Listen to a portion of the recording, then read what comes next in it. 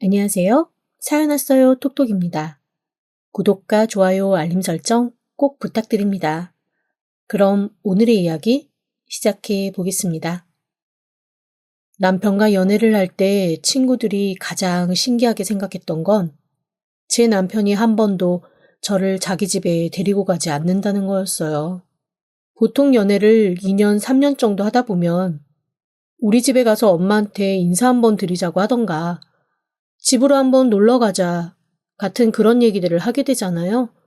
특히 결혼을 전제로 만날 경우에 서로 집을 왔다 갔다 하면서 밥도 먹고 주말에 가끔 시간도 보내고 그러는 걸 너무 당연하게 생각했던 친구들인지라 당시 남자친구였던 남편이 한 번도 자기 집에 가자든가 엄마를 만나자던가 이런 얘기를 하지 않는 것도 결혼 준비를 하면서도 어른들을 만나지 않는 저도 너무 신기했대요. 하긴 그런 얘기를 들으면서 속으로 이 남자가 그래도 나를 시댁이랑 좀 분리시켜서 마음 편하게 해주려나 보다라는 생각을 하면서 고마워했어요. 왜냐하면 친구들이 그 말 끝에 항상 했던 건 어차피 결혼하면 끊임없이 왔다 갔다 할 거 굳이 결혼 전부터 미리 가서 하녀처럼 그 집 살림할 거 없다. 시댁은 최대한 늦게 가고 최대한 멀리 두는 게 맞는 것 같다라는 조언도 해줬었거든요. 그럼에도 불구하고 남편이 자꾸만 가자고 한 번 만나자고 그러면 그것도 거절하기가 쉽지 않았을 텐데 아예 그런 얘기조차 하지 않으니 나름 저를 배려하는 거라고 생각해서 고마워했습니다. 그런데 어느 순간부터 그게 조금씩 이상하다는 생각이 들기 시작했어요. 왜냐하면 상견례 날짜도 잡고 서로 언제 어디서 결혼할지 다 정해졌는데 그때가 돼서도 자기 집에 한번 가서 부모님한테 인사드리자는 얘기를 하지 않는 거예요. 그러면서 본인은 뻔질나게 저희 집에 드나들어서 오죽하면 저희 엄마가 슬그머니 저한테 이렇게 말씀하실 지경이었어요. 예, 사위도 가끔 봐야 예쁘지. 너무 자주 보고 올 때마다 밥 차려내고 해야 하니까 내가 좀 힘들다. 이제 그만 좀 오라 그래. 결혼하고도 가끔만 와, 가끔. 어머, 엄마는? 싹싹하게 사위가 왔다 갔다 하면서 어머님, 어머님 하면 좋지 뭘. 왜 이렇게 까다롭게 굴어? 밥 해주는 게 그렇게 아까워? 예, 아까워서 그러겠니. 어쨌거나 너랑 결혼하면 내 새끼 될 거는 맞지만 그래도 지금은 불편하지. 불쑥불쑥 찾아와서 어머님 어머님 하는데 어색하기도 하고. 그리고 에휴, 아니다. 아니야. 엄마는 뭔가 저한테 말을 하려다가 얼른 입을 다물고 속으로 하고 싶은 말을 삼키는 듯 했습니다. 그래서 제가 왜 그러냐, 뭐 때문에 그러냐 계속 물어봤죠. 그랬더니 엄마가 머뭇머뭇하면서 이렇게 얘기하더라고요. 너 쟤랑 사귀면서 쟤네 집이 어떤 상황인지 부모님은 뭐 하시는지 다 제대로 알아본 거지? 엄마, 갑자기 그게 무슨 말이야? 아니, 중간중간 말이 좀 안 맞는 게 있고 이상해서 그래. 그냥 좀 찜찜한 게 있어서. 말이 안 맞고 이상하다니? 그게 무슨 얘기야? 아니, 뭐, 별거 아니기는 한데.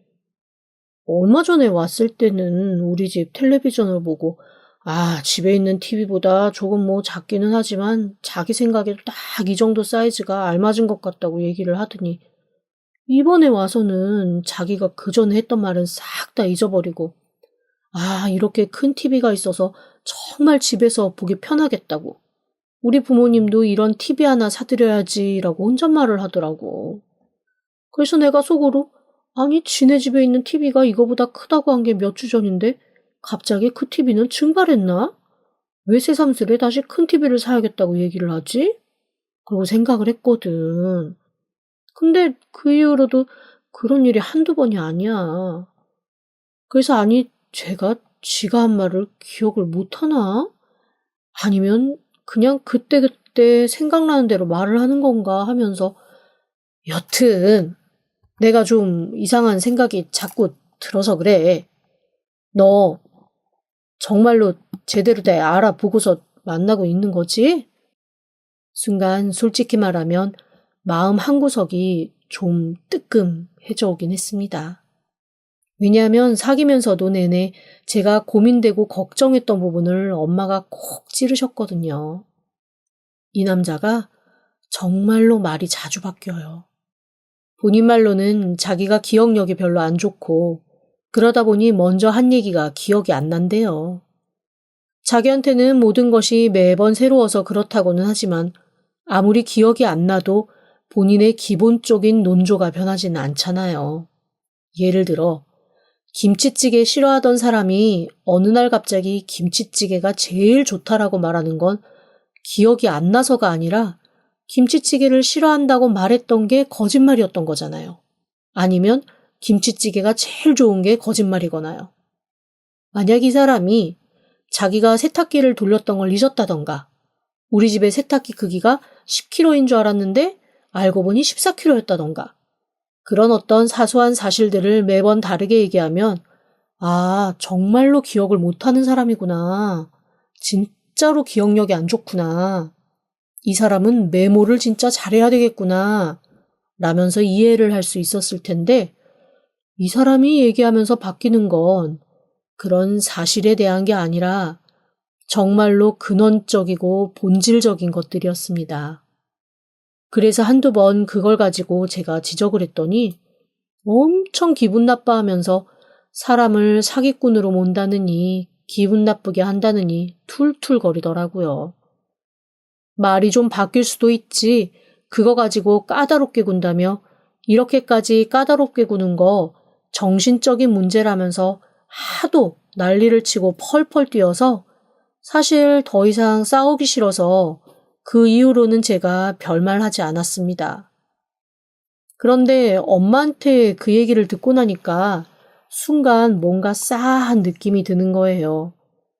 그래서 결혼 후에 하지 않으려고 그때부터 엄청 꼼꼼하게 남편에게 물어봤습니다.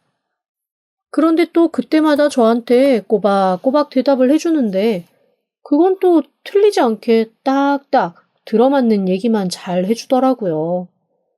그러면서 자기 집 상황이 아주 좋지도 않지만 그렇다고 아주 나쁜 것도 아니다라면서 차근차근 설명을 해주는데 그건 또 어느 정도 수긍이 가는 내용들이었습니다. 시아버지는 여전히 일을 하고 있는데 정년이 없는 가업이라 정말 기력이 쇠하실 때까지는 일을 하실 거라 하더라고요. 그리고 시어머니는 살림을 워낙 좋아하셔서 큰 살림을 하신다고 했습니다. 그래서 제가 살림이면 살림이지 큰 살림이면 뭐냐라고 했더니 살림을 워낙 대대적으로 하셔서 그냥 대형 살림 한다고 그렇게만 얘기를 하는 거예요. 그래서 저는 또 그릇도 많이 사고 이것저것 꾸미는 것도 좋아하고 세팅하는 거 좋아하시는 그런 분인가 보다 하고 넘어갔죠. 그리고 형은 회사 다니다가 그만두고 가업 승계를 준비하고 있다라고 그렇게 얘기를 하더라고요. 그래서 제가 아버지가 사업을 하시는 게 엄청 큰 사업이냐, 형이 그거를 물려받을 정도냐라고 했더니 잠깐 말을 머뭇거리면서 어쨌건 가업으로 이어져 내려오는 거니 형이 맡아서 해야지라는 얘기를 하더라고요. 사실 시아버지가 무슨 일을 하시는지 구체적으로 들은 적도 없고 어떤 가업인지도 물어보지 않았습니다. 하지만 남편의 말에 의하면 할아버지 때부터 소소하게 내려온 가업이고 일반 사람들은 말해줘봐야 잘 모른다고 하더라고요. 뭔가 간의 수공업을 하는 거던가 아니면 엄청 전문적인 분야라 나 같은 일반 사람들은 들어도 모르는 그런 일인가 보다라고만 넘어갔습니다. 그리고 여동생이 하나 있었는데 그 여동생은 미용업에 종사해서 엄청 잘 나간다고 하더라고요. 그래서 제가 아무래도 여자니까 귀가 번쩍 뜨이잖아요. 어떤 미용업이냐 그랬더니 메이크업 쪽이라는 거예요. 너무 잘 됐다 싶어서 그러면 결혼식 메이크업 혹시 부탁할 수 있냐고 물어봤더니 몹시 곤란한 얼굴을 하면서 대기업에 소속되어 있어서 그렇게 별도로 따로 외부 사람 메이크업은 해줄 수가 없다고 그렇게 얘기를 하더라고요. 그래서 제가 요즘에는 대기업에서도 메이크업을 하는구나 라면서 그냥 슬쩍 서운했지만 넘어갔습니다. 하긴 결혼식 참석해야 되는 시누이가 제 메이크업을 해주는 스태프로 일할 수는 없으니 저도 순간 욕심이 앞서서 얘기를 잘못했다 싶기도 했고요.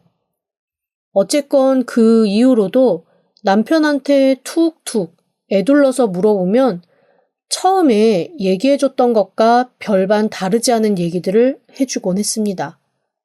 딱 하나 제가 걸렸던 건 결혼 후에 그래도 가족이니 만약에 어머님, 아버님이 이사를 가고 싶다고 하시면 저희가 좀 도와줄 수 있는 대로 도와주자랄지 아니면 동생이나 형이 좀 어렵거나 힘들면 서로 도와야 한다랄지 그런 얘기들을 몹시 효자인 양 그리고 가족을 생각하는 사람인 양 하면서 저한테도 강요하는 듯 하는 거였습니다.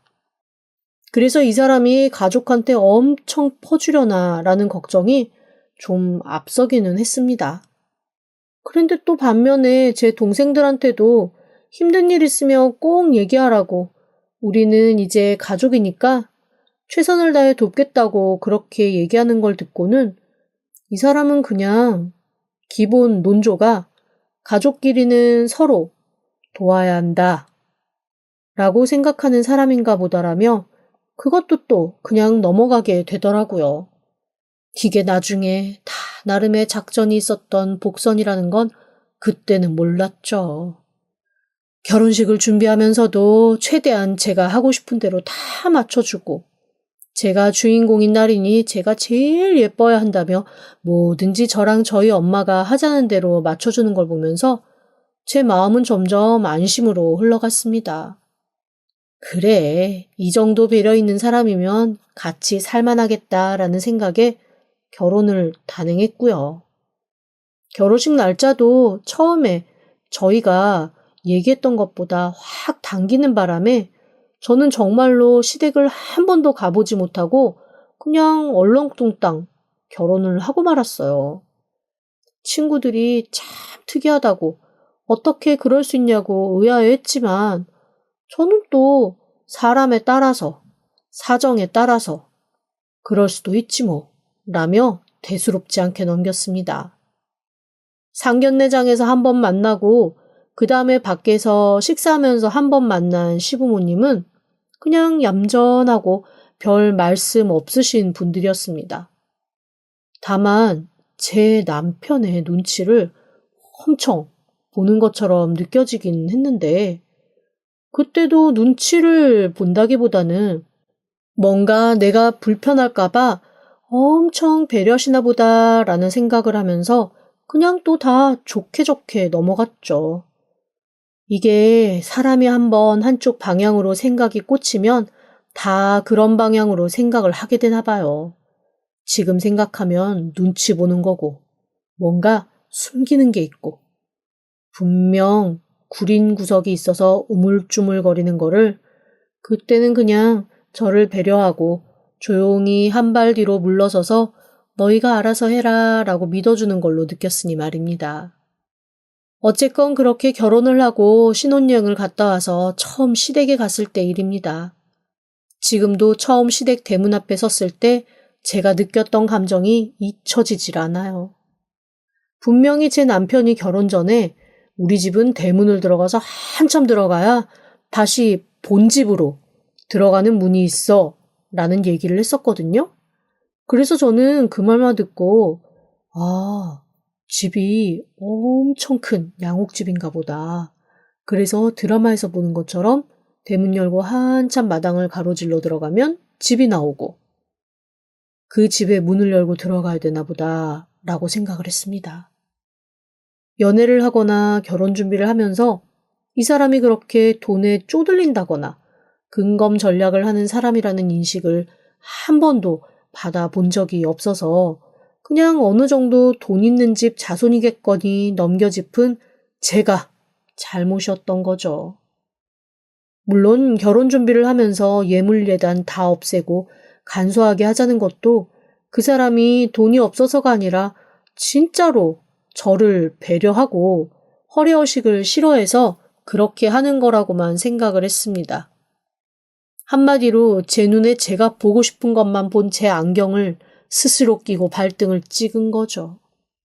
어쨌건 집 앞에 도착했는데 아이고 처음에는 큰 대문이 있는 게 맞더라고요. 그래서 내심 속으로 두 가지 생각을 했습니다. 첫 번째 생각은 이 큰 집에서 어머님 도와드리려면 내가 좀 힘들겠다라는 것이었고 두 번째는 그래도 시댁이 번듯하니 참 좋다라는 거였습니다. 그런데 이게 웬일입니까? 큰 대문 옆에 정말 한참을 봐야 보일 것 같은 작은 문이 하나 더 붙어 있더라고요. 저는 처음에 택배 같은 게 왔다 갔다는 그런 문인 줄 알았습니다. 그런데 남편이 아무렇지도 않게 그 문을 열더니 저를 그 안으로 들여보내는 거예요. 그때까지만 해도 저는 대문을 수리하고 있나? 저 문이 안 열려서 옆에 있는 쪽문으로 들어가나? 라는 생각을 했습니다. 아니 그런데 이게 대체 무슨 일입니까? 큰 대문과 그 작은 문 사이에는 철조망과 담장이 얽혀져 있는 낮은 담이 하나 얇게 쳐져 있었고 저는 진짜 사람 하나 간신히 지날 것 같은 좁은 길을 따라 제가 시댁이라고 생각했던 그 넓은 집을 멀리 바라보며 그 옆에 있는 좁은 길로 계속 걷는 게 아니겠어요? 제가 도착한 곳은 시댁으로 착각했던 그 넓은 집에 바로 옆에 붙어 있는 창고 같은 작은 반지하 건물이었습니다. 제가 당황해서 남편을 쳐다봤더니 남편이 아무렇지도 않은 얼굴로 저기가 본집이고 여기가 자기네가 사는 집이라고 하더라고요. 제가 본집과 사는 집이라는 말에 이게 대체 무슨 소린가 싶어 남편한테 물었습니다. 그러니까 본집이라는 거는 어머님, 아버님이 저기 사신다는 거야? 아니면 여기 사신다는 거야? 아니, 저기는 주인집이고 우리는 여기 사는 거지. 주인집? 무슨 주인집? 집주인? 그러면 대체 뭐가 어떤 구조인 거야? 아, 우리 엄마 아빠 이 집에서 일하시거든. 뭐라고? 아버지 가업이어서 하신다며. 맞아. 이 집안일 쭉 봐주고 계셔. 가업이지 뭐. 할아버지 때부터 계속 이 집안 사람들이랑 같이 사셨거든. 순간 머리가 하얘져 왔습니다. 그러니 아버님이 하신다는 그 가업이라는 건 이 집에 종속돼서 집사처럼 일하는 그 일이었던 겁니다. 제가 너무나 당황해서 하며 남편에게 다시 물었습니다. 그럼 어머님이 큰 살림 하신다는 건? 저 집 살림이지. 저 집 살림이 얼마나 큰데. 저기 자손들도 엄청 많고 저 집 어르신이 아침에도 칠첩반상 아니면 드시지를 않으셔. 그래서 우리 엄마 새벽 5시부터 가서 요리하시잖아. 아주 종갓집 살림이 따로 없다니까. 그래도 명절 때 되면 이제 좀 나아지시겠지. 너도 있고. 점점 더 기가 막혀서 손발이 후들후들 떨려왔습니다. 지금이라도 당장 왔던 길을 되돌아가 달아나야 하나 말아야 하나 고민하고 있는데 남편이 정말 얄미운 웃음을 씩 지으면서 이렇게 말했습니다. 어쨌건 내가 틀린 얘기한 건 아니잖아. 거짓말은 아니지. 가업은 가업이고 응? 큰 살림하시는 것도 맞으니까. 응? 세상에. 이거는 아다르고 어다른 거를 넘어서서 완전히 다른 얘기를 너무나 뻔뻔하게 저한테 사기를 친 거잖아요.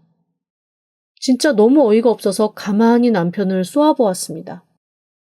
그러자 그제야 남편도 지가 뭔가를 잘못했다고 생각했는지 아니면 마음 한구석에 아주 조금 남아있던 일말의 양심이 콕콕 찌르기라도 했는지 저를 흘끗 보면서 이렇게 얘기하더라고요. 아, 왜 그래? 다 좋은 게, 좋은 거지. 어쨌건 우린 결혼했고 인사 왔으니까 그렇게 찡그리고 있지 말고. 엄마 아빠 기다리시는데 빨리 안으로 들어가자. 지금 생각해보면 그때 난리를 치고 다 뒤집어 엎고 뛰쳐나와야 했었지만 너무나 황당한 상황에 정신이 없다 보니 그런 판단도 잘 되질 않더라고요. 결국 저는 남편과 함께 주섬주섬 시댁으로 들어갔습니다. 그리고 그동안 남편이 했던 아주 다양한 거짓말의 실체 앞에 우뚝 서게 됐죠. 아버지의 가업을 잇겠다고 경영 수업 준비 중이라는 형은 그 좁은 집에서 뒹굴뒹굴거리며 제가 왔는데도 반바지에 속옷 차림으로 재수씨 왔냐며 능글거리게 웃는 백수였습니다. 게다가 대기업에서 메이크업 아티스트를 하고 있다던 시누이는 로드샵 화장품 매장에서 판매를 하며 손님들한테 간단한 메이크업 시연을 보여주는 파트타임 아르바이트생이었더라고요.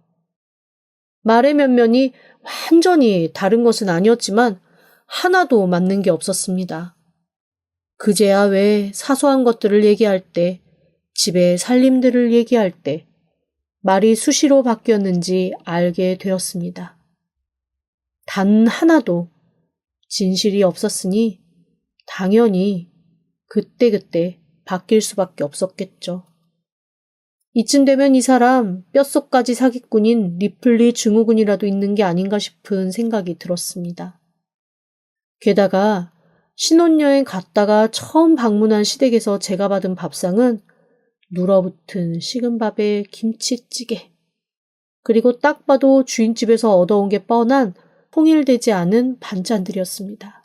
그나마 밥이라도 전자레인지에 데워줬으니 그거라도 감지덕지 해야 하는 걸까요? 먹는 둥 마는 둥 앉아있는 둥 마는 둥 어서 빨리 집으로 가서 이 남자의 주리를 틀던 멱살을 잡던 머리채를 휘어잡던 하고 싶은데 이 눈치 없는 남편은 그래도 자기 집이라고 와서 좋은지 눌러붙어 앉아 일어날 생각을 않더라고요. 제가 훅훅 찌르면서 집에 가자는 눈치를 줬더니 세상에 이 사람 저한테 뭐라고 그러는 줄 아세요? 주말까지 쭉 여기서 지내다가 가자는 거 있죠? 자그마치 3일을요. 그게 무슨 소리야. 그런 얘기 없었잖아. 그리고 나 하나도 준비 안 해갖고 왔는데. 야, 우리 집에 여자가 몇인데 잠옷 같은 거 좀 빌려 입으면 되고 화장품은 저 동생 거 쓰면 되고 그래도 처음 시댁에 왔는데 잠은 자고 가야지. 여기서 어디서 자? 아, 우리 식구 원래 거실에서 다 같이 자. 그게 가족이지 뭐. 한 공간에서 뒹굴면서 그렇게 정을 쌓는 거야. 정말 생각만 해도 너무 싫었습니다. 그리고 이 남자 제가 잠자리 가리는 거 너무 잘 알고 있었거든요. 오죽하면 함께 여행을 갈 때도 저는 꼭 제 베개가 있어야 합니다. 다른 짐 다 놓고 가더라도 베개만큼은 싸들고 가야 잠을 자지 그렇지 않으면 진짜 한숨도 못 자거든요. 그걸 뻔히 아는 사람이 결혼했다고 이렇게 뻔뻔하게 나오나 싶어 정말 기가 막히고 어이가 없었습니다. 그런데 나머지 가족들도 당연히 자고 가야지 무슨 소리냐며 정색을 하는 바람에 얼결에 옷 한 벌 얻어입고 오독하니 거실에 앉아있게 되고 말았죠. 그리고 그날 저는 진짜 단 한숨도 못 자고 다 낡아서 너덜너덜해진 소파 옆에 무슨 지방령 마냥 쪼그리고 앉아 밤을 새고 말았습니다. 온 식구가 어찌나 코를 골고 이를 갈아대는지 너무너무 시끄러운 데다가 제 옆에서 자던 시누이는 발버둥 치듯 손발을 허우적거리는 잠버릇을 갖고 있었고 남편은 남편대로 이불을 둘둘 말아 자기가 온통 끌어안고 자더라고요. 그 아사리판에서 절대 저는 잠을 잘 수가 없었습니다. 전쟁통에 피난간 구호 천막도 이거보다는 낫겠다라는 생각이 들더라고요. 아침에 일어나자마자 세수만 하고 당장 집으로 달려오고 싶었는데 이 눈치 없는 인간이 글쎄 더 놀고 천천히 점심 먹고 느긋하게 가자는 겁니다. 그래서 제가 남편한테 그때는 정색을 하고 얘기했습니다. 집에 가서 해야 될 일이 많아. 야, 너 왜 그러냐? 결혼 전에는 너 배려해서 우리 집 오는 거 안 했지만 그래도 이제는 결혼했고 시댁인데 이렇게 시댁에 있기 싫어해서 어떡해? 지금 그 얘기가 아니잖아. 우리 신혼여행 갔다 와서 우리 집이랑 여기랑 왔다 갔다 하느라고 신혼여행 짐도 안 풀었어. 그 안에 있는 빨래도 해야 되고 회사 나갈 준비도 해야 돼서 너무 늦게 집에 가면 힘들어. 빨래야 나중에 하면 되고 여기서 푹 쉬다가 집에 가서 쉬고 잠만 자면 출근하는데 지장 없는데 왜 그렇게 까다롭게 굴어? 너 공주냐? 기가 턱 막혔습니다. 결혼 전에는 한 번도 보지 못했던 이상한 똥꼬집이 거기서 슬슬 새어나오더라고요. 그제야 이 남자가 결혼을 하기 위해서 철저하게 자기 모습을 숨겼구나라는 생각이 들었습니다. 이거는 본 모습을 엄청 숨기지 않은 이상 나올 수 없는 태도와 행동이었거든요. 여기서 결단을 내려야 했습니다. 이 남자와 계속 살 것이냐 말 것이냐 하는 것을요. 자세한 건 추후 생각하더라도 일단 저는 시댁을 나와야 했어요. 그래서 제가 남편한테 이렇게 얘기했습니다. 그럼 당신은 더 있다 와. 나는 가서 내 일을 준비해야겠어. 내 스케줄이 흩어지는 건 더 이상 힘들어. 그리고는 황당한 얼굴로 저를 쏘아보는 시댁 식구들을 두고 제 짐을 챙겨 휙 시댁을 나와버렸습니다. 허둥지둥 남편이 따라 나와 대체 이게 뭐하는 짓이냐고 저한테 버럭 소리를 지르더라고요. 그때는 저도 참지 못했습니다. 저 역시 버럭 소리를 질렀죠. 그러는 너는 뭐하는 거냐고요. 이게 지금 사기가 아니면 뭐가 사기겠냐고. 그랬더니 남편이 그 얘기를 듣고 펄펄 뛰며 광분을 하기 시작했습니다. 자기가 틀린 말 한 것도 아닌데 새삼스레 뭘 사기냐고 하면요.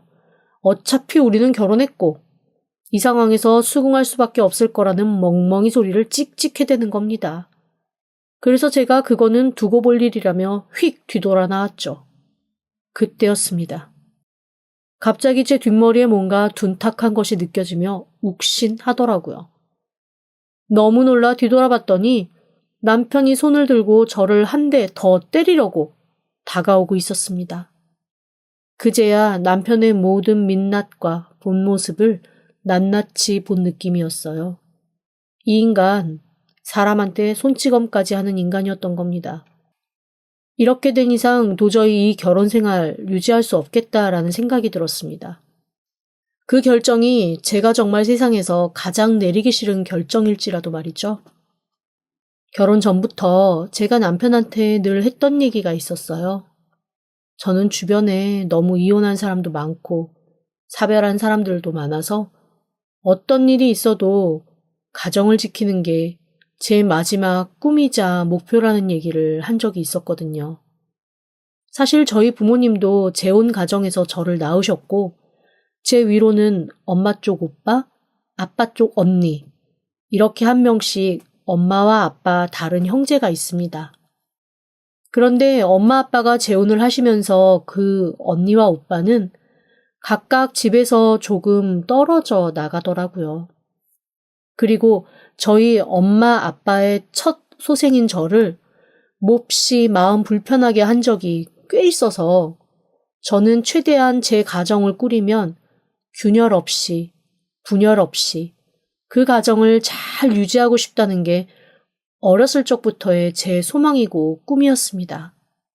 그런데 손찌검을 하는 남편과 그 가정을 유지할 수는 없겠다는 생각이 들더라고요. 게다가 그 남자 저한테 손을 쳐들면서 뭐라고 했는지 아세요? 야, 내가 진짜 지금 한 번은 참아줄 테니까 얌전히 다시 들어와라. 너 어차피 못 헤어져. 잡힌 곡이라고. 모든 사람 앞에 맹세하고 결혼하고 너 그거 깼는 거 죽기보다 싫을 거 아니야. 지금 얌전히 집에 들어와서 내가 하라는 대로 하면 네가 원하는 번듯한 가정 내가 끝까지 유지할 수 있게 잘 협조해 줄 테니까 그냥 지금은 내 말 들어라. 순간 소름이 돋았습니다. 이 남자 제가 가장 원하는 게 뭔지 알고 그거를 볼모로 삼아 저를 협박하려고 하는 거더라고요. 하지만 제가 또 그렇게까지 멍청하진 않습니다. 그래서 남편한테 이렇게 얘기했어요. 내가 원하는 완벽한 가정, 좋은 가정은 이런 식으로 협박하는 사람과 만드는 그런 가정이 아니야. 그런 걸로 내가 협박당할 거라고 생각했으면 당신 진짜 잘못 생각한 거야. 그리고 저는 집으로 바로 돌아와 버렸습니다. 그리고 집으로 오는 길에 친정 부모님께 전화해서 자초지종을 얘기했고 친정 부모님은 역시나 마음 한구석에 쎄한 것이 있었다며 펄펄 튀시며 저보다 먼저 저희 신혼집으로 가서 비밀번호도 바꿔놓고 신혼살림 싹 정리할 준비를 하셨더라고요. 그때부터 모든 일이 일사천리로 흘러갔습니다. 눈에 꺼풀이 벗겨지니 안 보이던 게 보이고 숨겼던 것이 드러나더라고요. 이 인간 꼴에 바람도 피고 있었던데요? 그것도 같은 회사 여직원이랑 사내 커플로 꽁냥거리면서 저랑 결혼한 것도 숨겼더라고요. 결혼하고 신혼여행 다녀오는 내내 혼자 여행 간 걸로 얘기하고 회사에는 결혼을 알리지도 않았던 겁니다. 회사 사람들이라고 와서 축하해줬던 사람들이 알고 보니 다 하객동원 아르바이트였던 거죠. 어이상실이라는 단어는 이럴 때 쓰라고 만든 모양이에요. 여튼 저는 그 여자를 만나 자초지종을 말하고 결혼사진도 보여주고 그동안 그와 주고받았던 모든 문자와 사진을 다 공유했습니다. 더 기막혔던 건 그 여자와 저를 만난 기간이 거의 비슷했다는 거죠. 다만 저는 집에 돈이 좀 있고 그 여자는 집안이 좀 부실하고 혼자 열심히 사는 캔디형 여자였다는 거? 그 차이가 좀 있었습니다. 한마디로 자기가 뜯어먹을 만한 저와 결혼을 하고 꽁냥거리는 연애질은 그녀와 했던 겁니다. 그 다음에는 별로 제가 손댈 것도 없었어요. 그 남자와 결혼까지 생각했던 그녀가 회사를 발칵 뒤집었고 그 사건을 계기로 그 남자가 차곡차곡 쌓아왔던 거짓말들이 하나하나 다 드러났거든요. 자기 친척 형이라고 속여서 같은 사기꾼을 소개팅해주고 거하게 옷 얻어입은 건 애교였고 더 크게는 회사 돈을 횡령하면서 자기 동생 이름으로 페이퍼 컴퍼니 만들어서 거짓 세금 계산서 끊고 거래한 것처럼 조작한 것들도 있었습니다. 결국 모든 것이 밝혀진 후 그 사람은 회사에서 쫓겨난 것은 물론 소송까지 여러 건 얽히게 되었어요. 저는 당연히 헤어졌죠. 천만다행으로 혼인신고 전이라 질질 울면서 들러붙는 놈 떼어내는데 좀 힘들었을 뿐 그 외에는 아주 순탄했습니다. 결혼하고 내내 빨아먹으려는 심산에 투자한다는 생각이었는지 결혼식 비용도 집 전세도 다 그 사람이 알아서 했거든요. 알고 보니 죄다 사채의 빚이었지만 말이죠. 저는 거하게 예식장 액땜 한번 했다 치고 결혼식에 참여해준 사람들에게 축의금 돌려주고 미안한 마음에 커피 프랜차이즈 상품권 하나씩 더 보태서 사과 문자를 돌렸습니다. 다들 속으로는 어떻게 생각했을지 모르지만 일단 표면적으로는 일찍 알아서 다행이라며 자기 일처럼 안심하더라고요. 전 남편은 그 이후로 소식을 들을 수가 없습니다. 마지막으로 들은 소문에 의하면 다른 지역에 혼인 빙자로 돈을 빌렸던 여자가 한둘 더 있었는데 그 여자들까지 소송을 하고 들고 일어나는 바람에 잠적했다는 말도 있고 잡혀서 죗값 치르고 있다는 말도 있더라고요. 역시 말 바뀌는 사기꾼은 눈에 뭐가 씌었어도 한 번은 확인을 하고 의심해봐야 하는 모양이에요. 진짜 더 늙기 전에 큰 교훈 얻어서 다행이라는 생각뿐입니다. 지금까지 들어주셔서 감사합니다. 구독과 좋아요, 알림 설정은 사연 왔어요 톡톡에게 큰 힘이 됩니다. 지금 바로 구독 부탁드립니다. 그럼 다음 사연으로 또 찾아오겠습니다. 감사합니다.